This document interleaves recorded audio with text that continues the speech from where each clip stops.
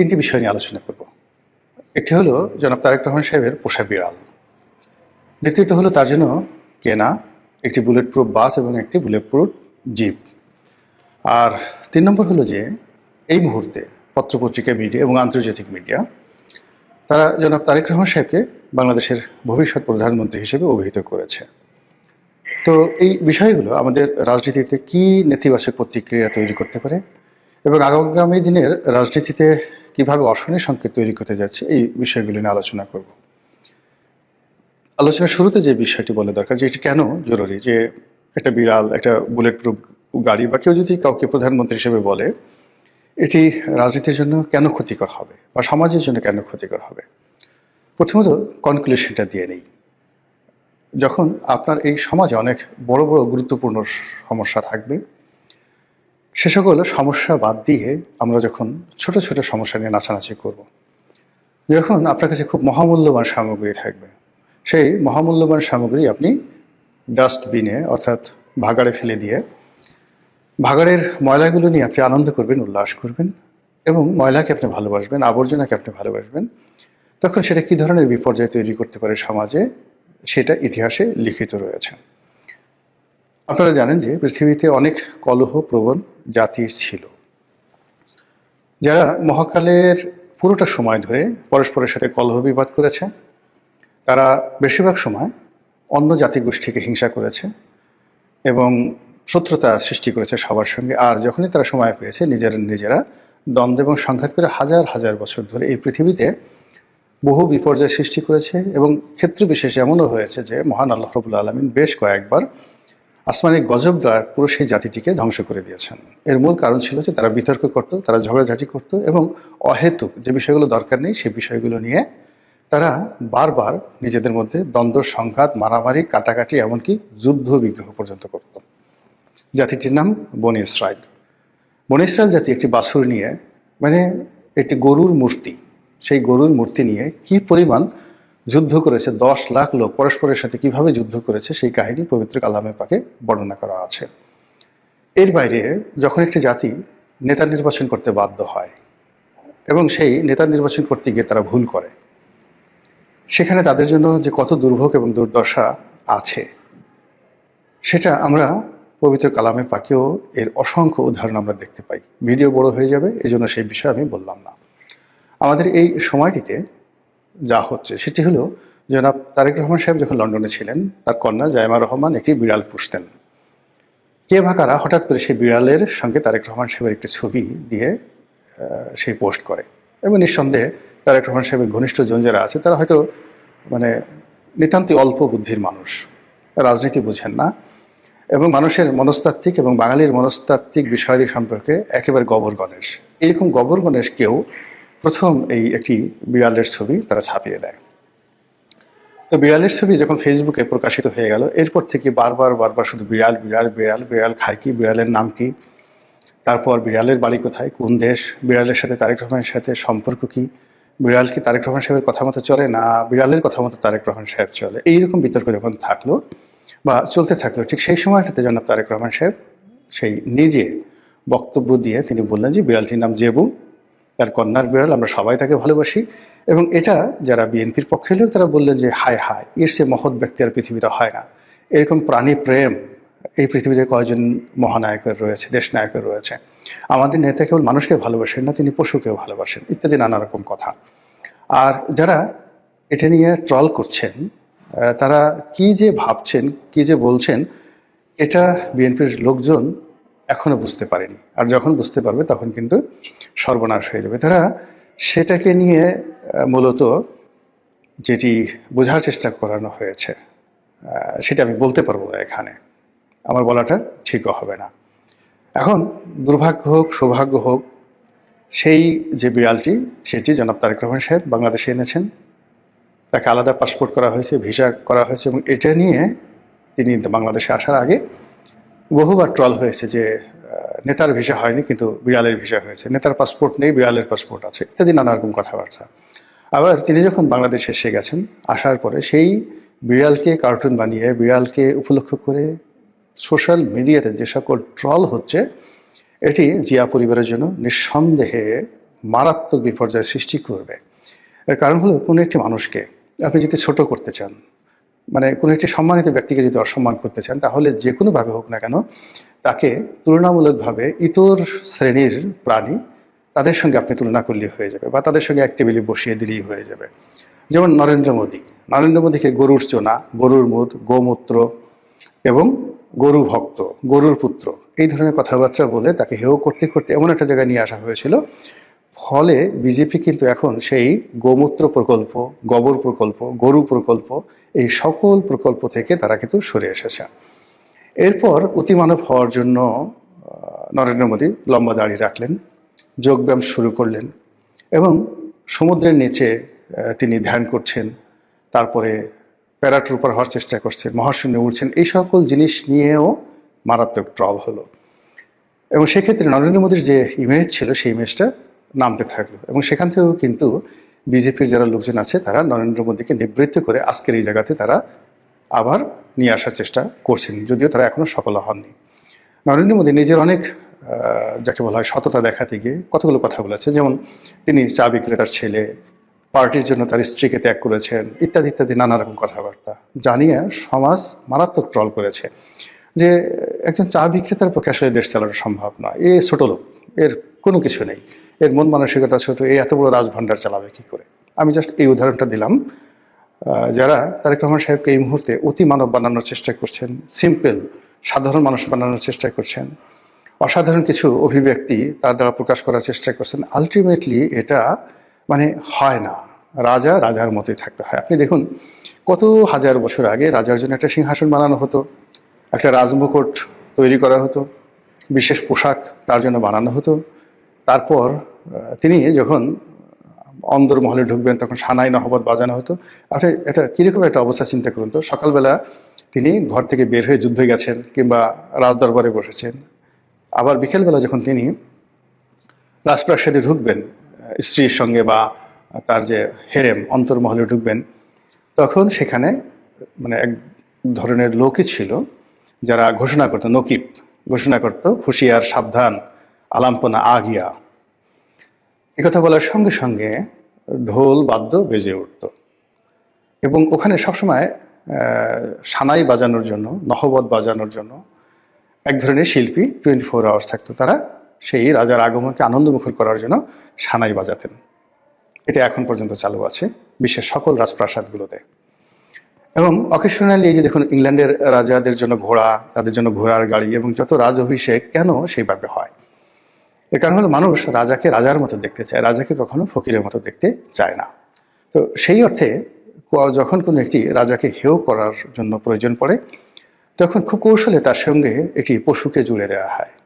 আপনি যেমন ধরুন ইয়াজিদ। তো ইয়াজিদের নাম তো আপনারা সবাই জানেন, তার একটি পোষা বিড়াল ছিল, নয় বানর ছিল।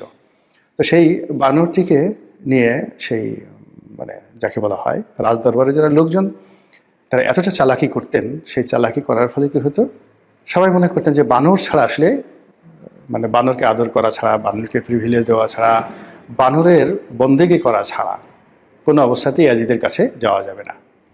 এবং এই চাটুকার শ্রেণী তারা কি করলো, রাজদরবারে ইয়াজিদের জন্য যে সিংহাসন তৈরি করা হয়েছিল সেই সিংহাসনের পাশে বানরের জন্য একটা সিংহাসন তৈরি করা হয়েছিল। এবং অনেক বড় বড় আমির উমরা, তারপর অনেক বড় বড় যাকে বলা হয় জেনারেল, গভর্নর, তারা এই ইয়াজিদকে খুশি করার জন্য নিজেরা বানর পোষতেন। এর মধ্যে আবদুল্লাহ বিন জিয়াদ, যিনি কুফার গভর্নর ছিলেন এবং যার হাতে হযরত ইমাম হুসেন রাদিয়াল্লাহু তাআলা আনহু নিহত হয়েছেন, ইনিও এই ইয়াজিদের অনুকরণে বানর এর জন্য একটা সিংহাসন তৈরি করেছিলেন। এটা ইতিহাস।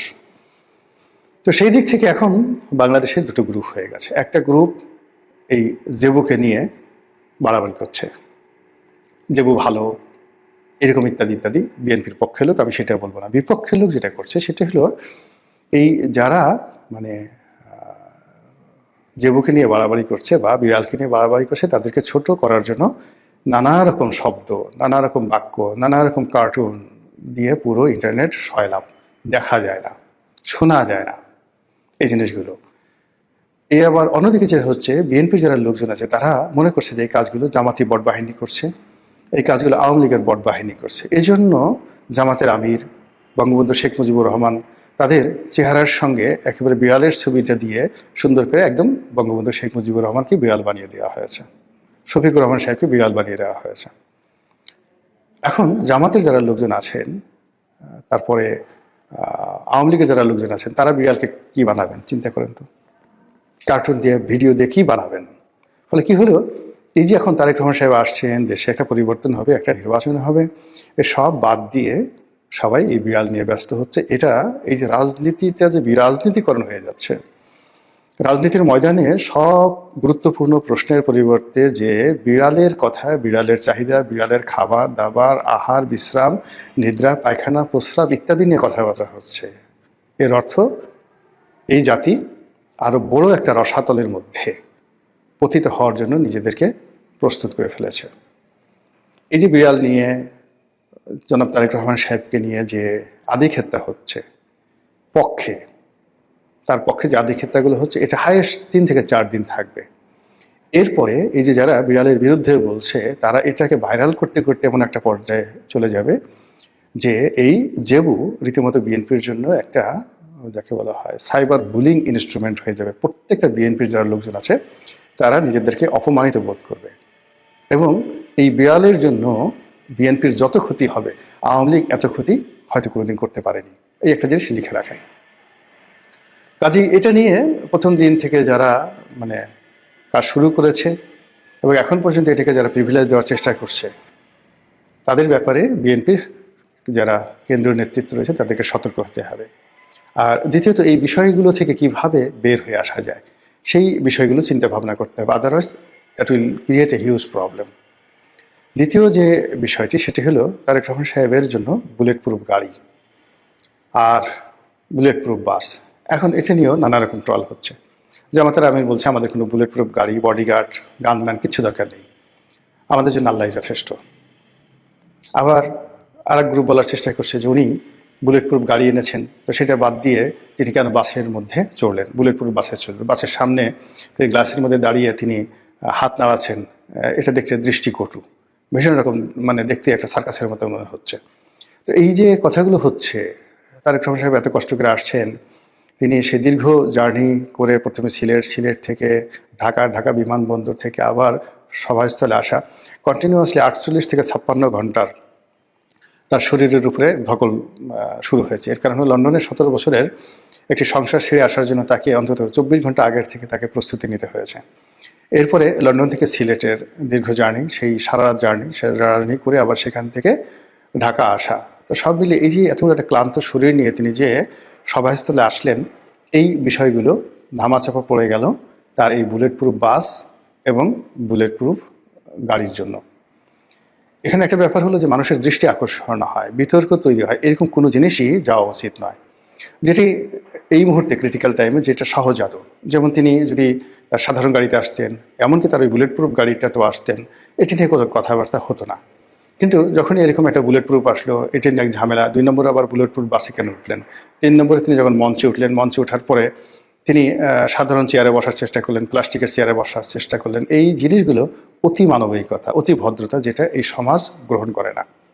গেল এটা নিয়ে বিতর্ক, এবং এই বিতর্ক করার ফলে কি হলো, পুরো তার যে বক্তব্য, ওখানে লোকজনের উপস্থিতি, এটার যে ভাব গাম্ভীর্য, সব কিছু বাদ দিয়ে এই দুটো বিষয়, বুলেট প্রুফ গাড়ি এবং তিনি প্লাস্টিকের চেয়ারে বসেছেন, এক পক্ষ বলছে এটা ঠিক হয়েছে, আর এক পক্ষ ঠিক হয়নি, এটা নিয়ে তর্ক বিতর্ক যখন হচ্ছে, আলটিমেটলি তার যে ওয়েট, এই ওয়েটটা কিন্তু লস হয়ে যাচ্ছে।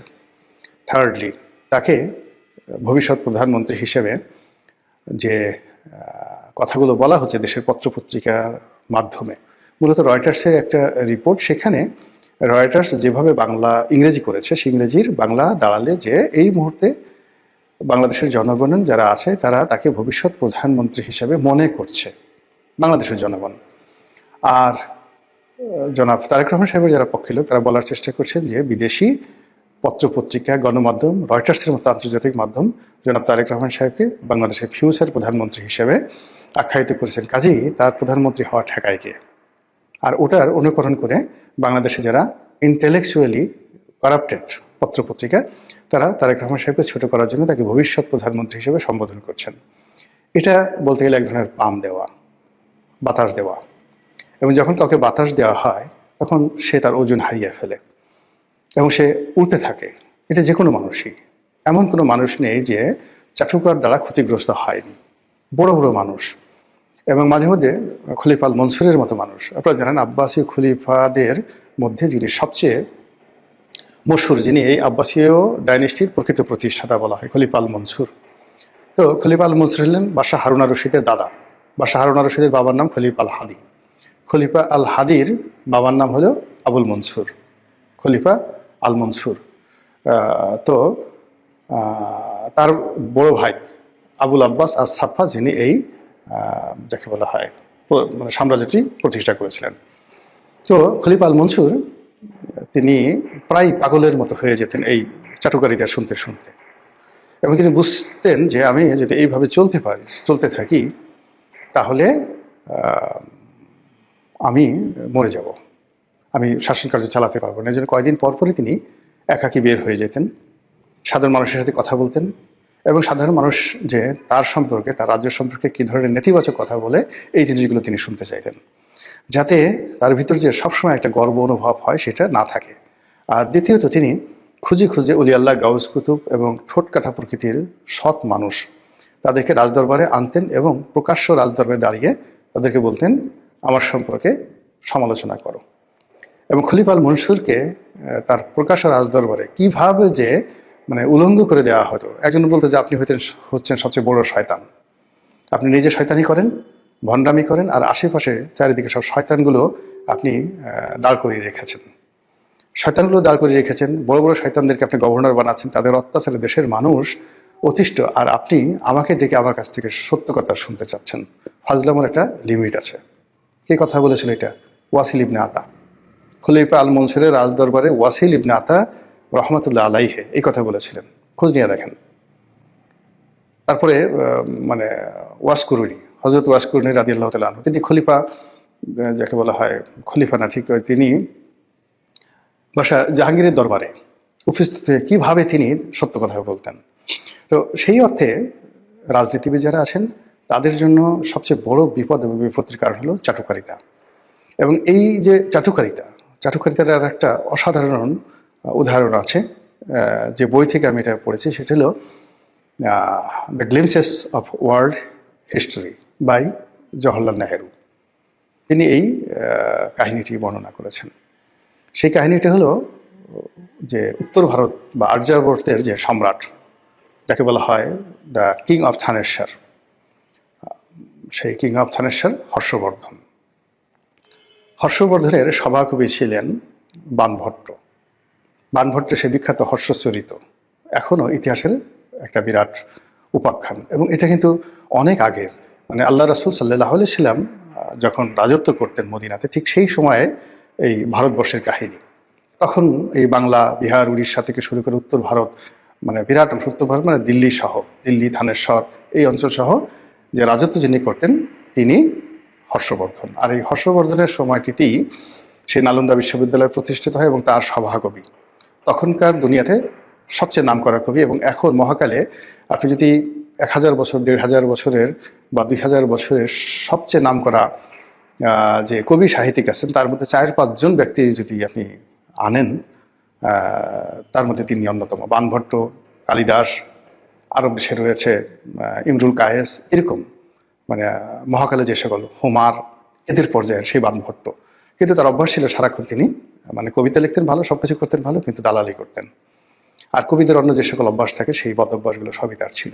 তো তিনি প্রায় কবিতা লিখে রাজার নামে চালিয়ে দিতেন, এবং ওই সময়টাতে যারা কবিতা লিখতে পারত মনে করা হতো তারা পৃথিবীর সবচেয়ে শ্রেষ্ঠ জ্ঞানী।